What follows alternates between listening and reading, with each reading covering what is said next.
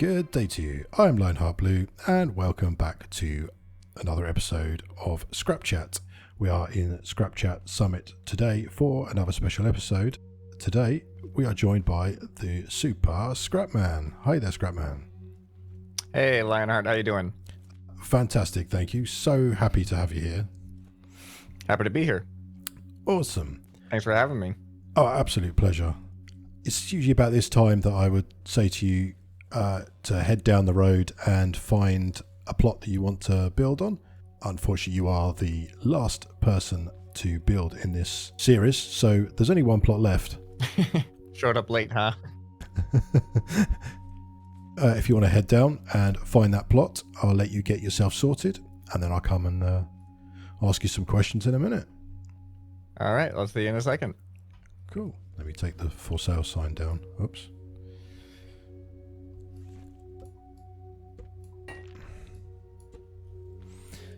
Yeah, so this whole plot's yours. Do with it as you wish. So, I'm going to start with some wedges. Right, perfect. This is exactly what I expected.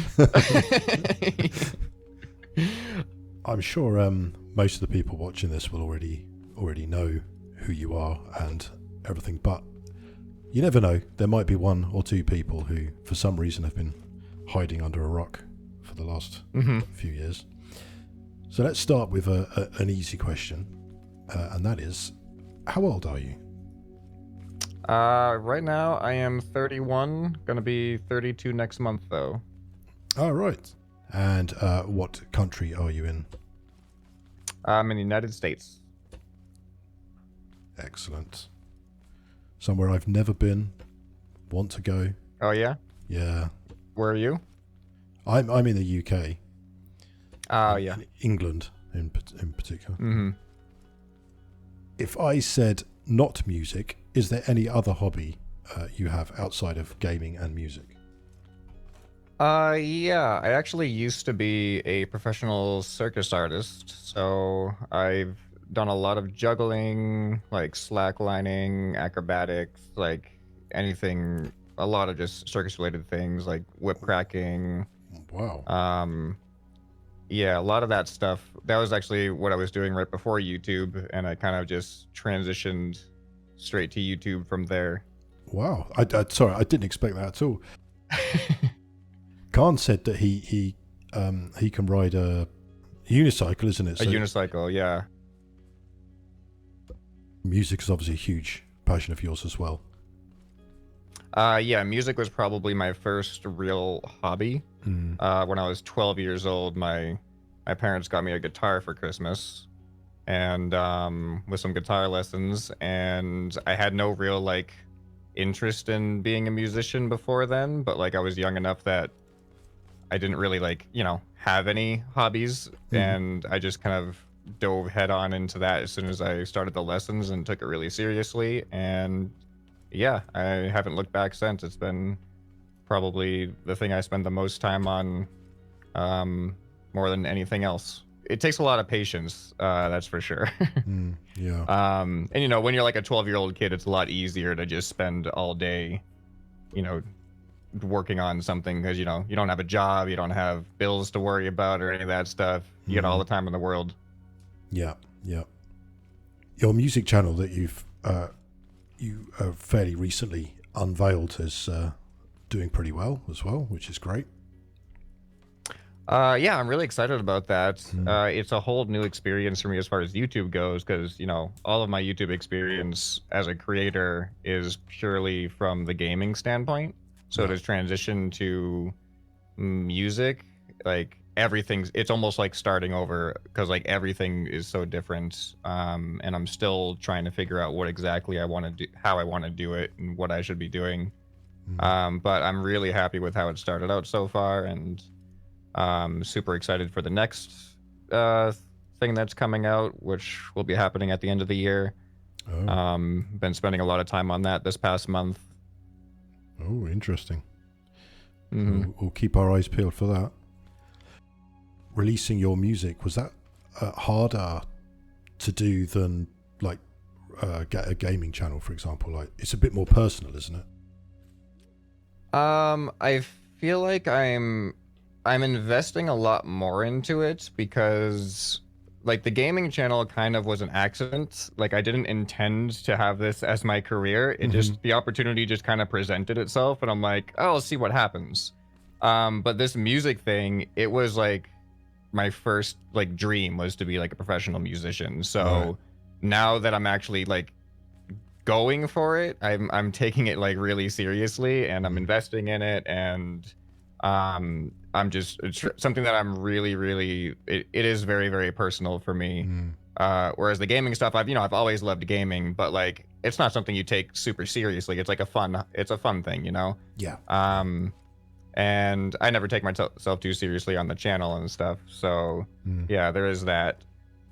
So yeah, it's a little bit scarier. Like the fear of failure Yeah. is like a little bit it's a little bit more there in some senses because it's that personal, but at the same time, there is a fear of failure with, the gaming channel because that is actually my career that pays the bills. So if that fails, the Right. consequences are a lot more severe, like the real consequences versus the emotional consequences. Yeah. Yeah. But yeah, I think with the music, there's a higher like emotional consequence, but with the gaming, there's a higher like real life consequence. Yeah. So then you said you kind of fell into this as a career. So when did that start? How, or why did you start your YouTube channel then? Um, so the funny thing is like I never really watched gaming on YouTube like at all. Except for like one day I picked up Besieged as just a game to play like for fun.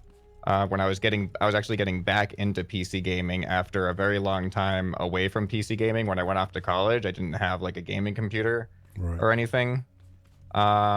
So once I got another gaming computer, like later on in my college days, I ended up finding Besieged, and that's the type of game where you kind of want to see what other people are doing. So that's when I ended up actually finding like value in watching gaming channels on YouTube because I wanted to see what other people were creating and stuff. Mm. And I ended up finding this is a fun fact, the first gaming channel I ever subscribed to was actually he goes by Dre now, but back then he was Dragast. Oh, right. And because he did a bunch of Besiege best creations and things like that, and I really enjoyed watching him mess around with all those creations and stuff. Mm. And then Scrap Mechanic came out in like its super like early access release, and he picked it up around the time that that came out, and I was like, oh, that looks really cool. I'll try that game as well. So that was in January, I think, of 2016, and then I was spending all this time creating stuff but I didn't really have anybody to show what I've created to. I was like playing with a couple of people in the community, just friends on Steam and stuff. But they kind of encouraged me, like, oh, you should upload this stuff to YouTube. People love that. So I Mm. did. And I also ended up finding, I'm sure you've heard of Mr. Miola. Yeah. Yeah. He did a lot of scrap mechanic stuff back in the day. He was showing off people's creations, so I emailed him like, "Hey, you want to take a look at some of the stuff that I did?" And the next day, he uploaded a video showcasing a fun house that I made, Right. and I had just uploaded a showcase of all my creations on YouTube at that same time. And Right. he's like, "Oh, go check out his channel. Go subscribe to this guy."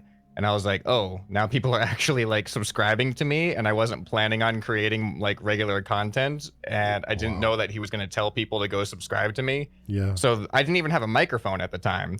So like that day, I went to Best Buy, bought a microphone, and I was like, okay, I'm gonna try to do this because there are people that are expecting something, and I'm just gonna see what happens with it.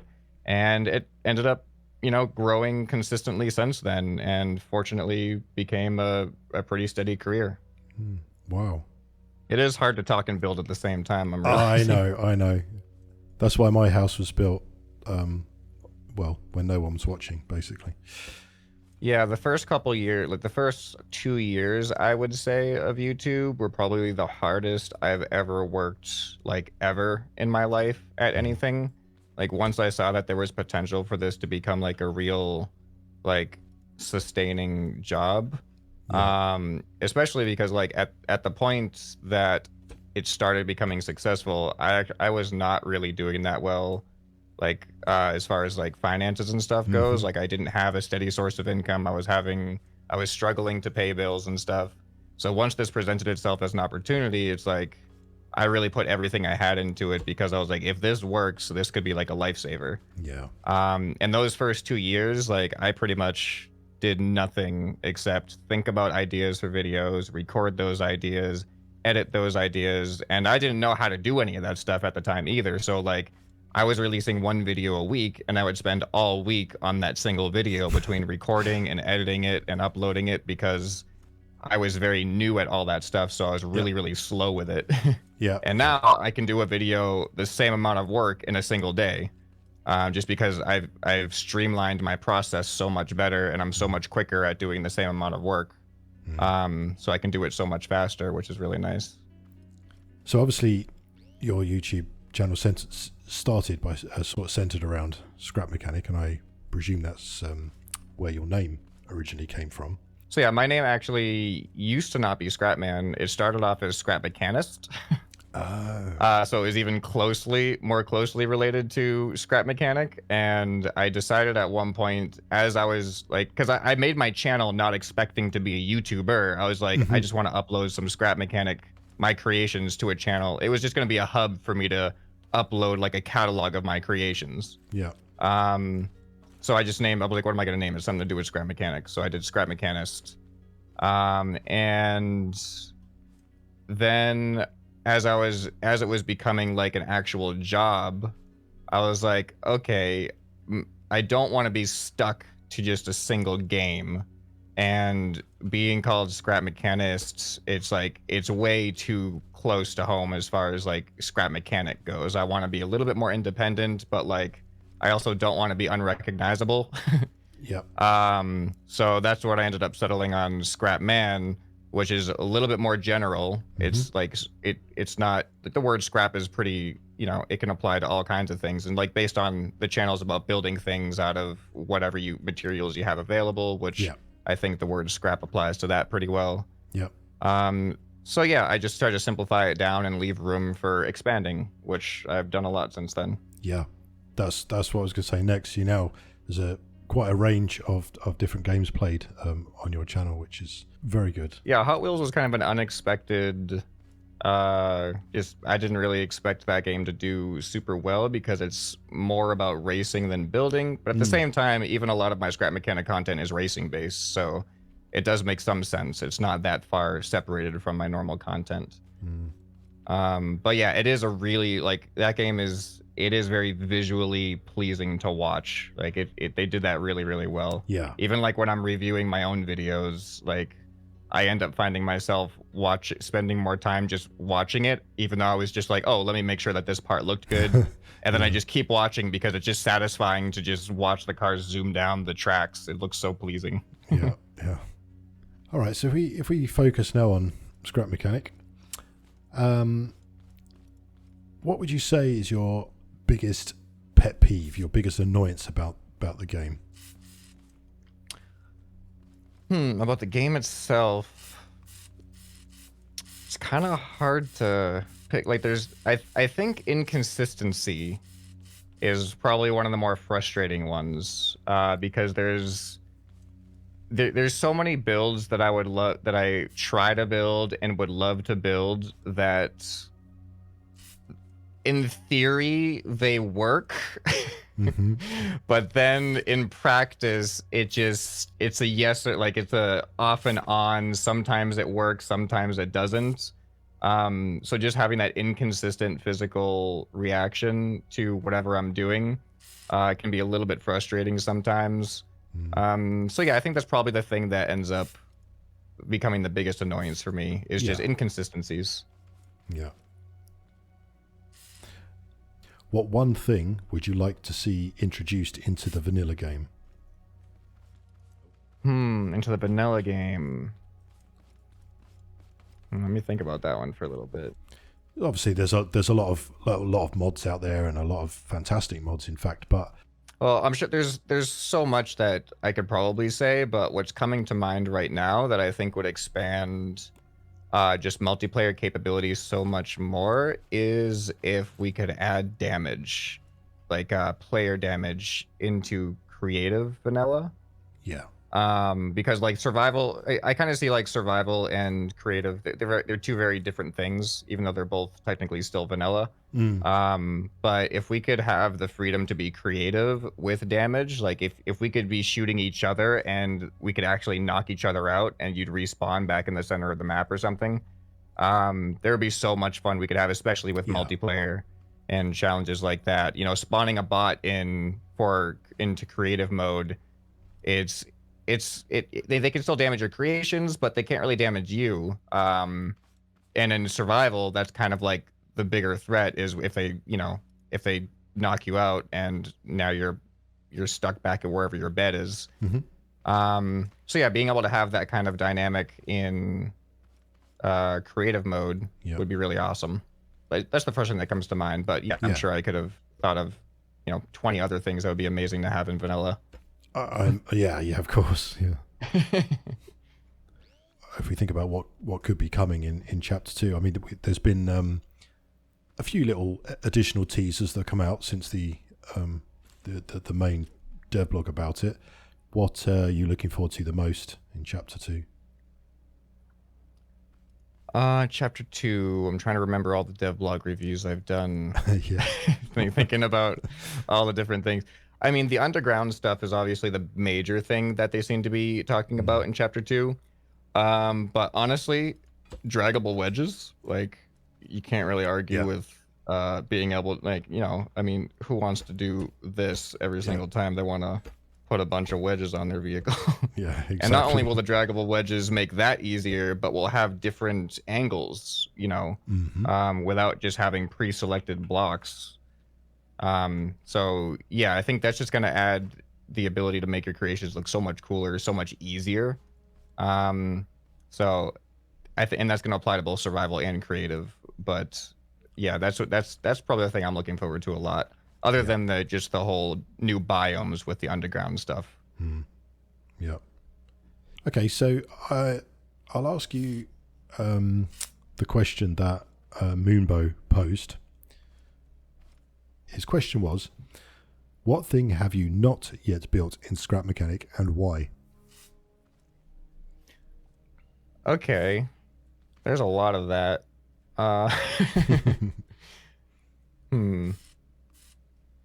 right, so one thing that is on my list, and this could be like potential spoiler if I even ever get around to it, or it could just be someone else can try to do it before I do, because I don't see a way to do it yet, but I want to do it, and that is I want to build a train that has its own portable track.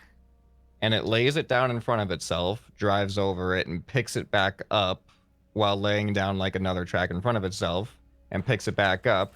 And like in theory, I'm like, oh yeah, I can do that. But then when I think about it, like logistically, I can't think of a way to actually make it work without it getting in the way of itself. Right. And that's just like something that I have written down on my oh, there goes the door.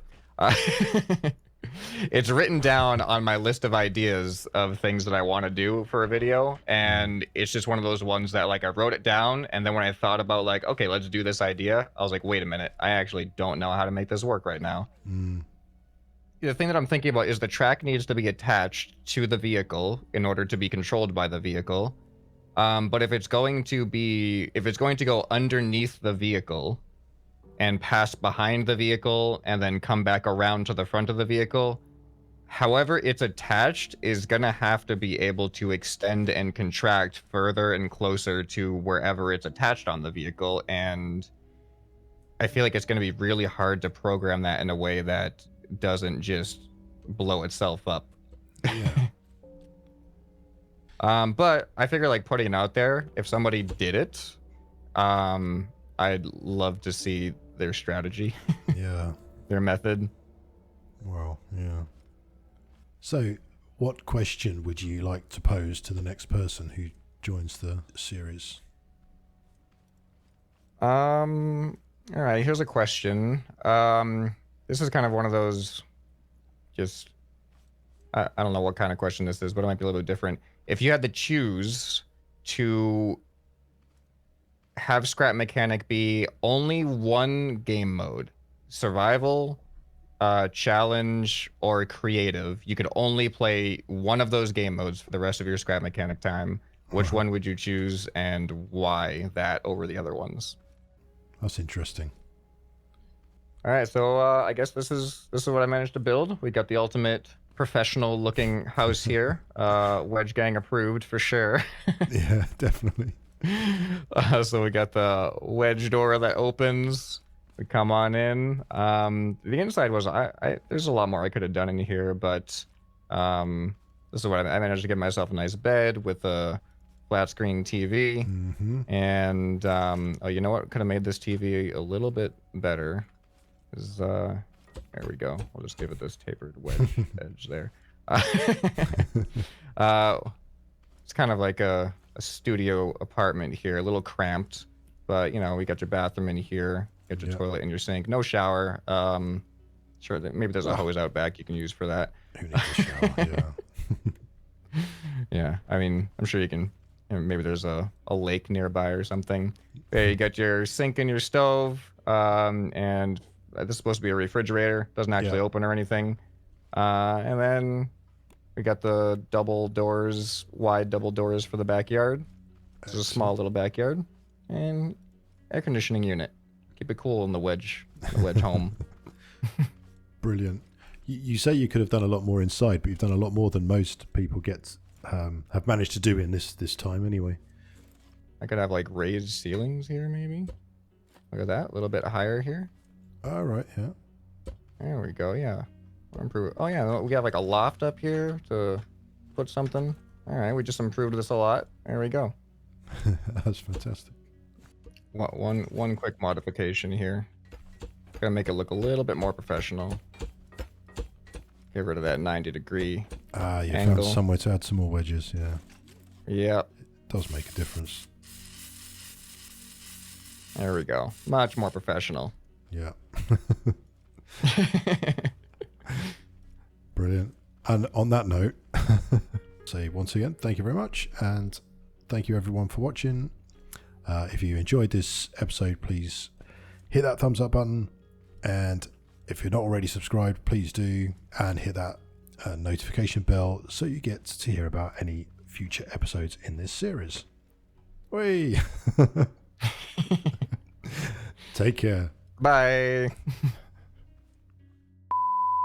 I've seen comments of people just like sending me messages and stuff asking permission to do like multiplayer race videos as if I own that concept. Right. Which, you know, it's such a general thing. It's like, you know, you can find that in you know, Grand Theft Auto videos. You can find it in all kinds of gaming content. It's not like an original concept. It's a general concept. And, you know, nobody can own that concept. It's like same thing with like how many people have built drift cars in Scrap Mechanic. Like nobody owns the concept of a drift car in Scrap Mechanic, or you know, a treehouse, or like all these things. Of sure, there's like the first one that you may have seen and you attribute it as like, oh, you did it like this person, but they may not have ever even heard that person. Like I get comments like that all the time. It's like, oh, you got this idea from this YouTuber, and I've never even heard of the YouTuber. It's like, it's like I don't even know what you're talking about. Like.